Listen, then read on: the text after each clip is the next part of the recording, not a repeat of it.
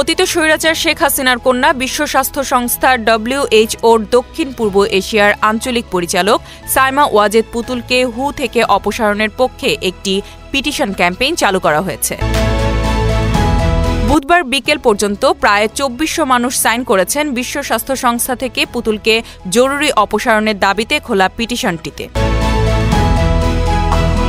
এর আগে গত ১৩ জানুয়ারি বিশ্বের বৃহত্তম পিটিশন প্ল্যাটফর্ম change.org-তে পিটিশন ক্যাম্পেইনটি চালু করে মুক্ত, গণতান্ত্রিক এবং সমৃদ্ধ বাংলাদেশের জন্য কাজ করা মানবাধিকার কর্মীদের প্ল্যাটফর্ম অ্যাক্ট নাও বাংলাদেশ। পিটিশনের লিঙ্ক শেয়ার করে প্ল্যাটফর্মটি ফেসবুকে লিখেছে, দয়া করে স্বাক্ষর করুন এবং শেয়ার করুন। বিশ্ব স্বাস্থ্য নেতৃত্বের সততা এবং নিরপেক্ষতা বজায় রাখার জন্য আমাদের আবেদনে স্বাক্ষর করুন।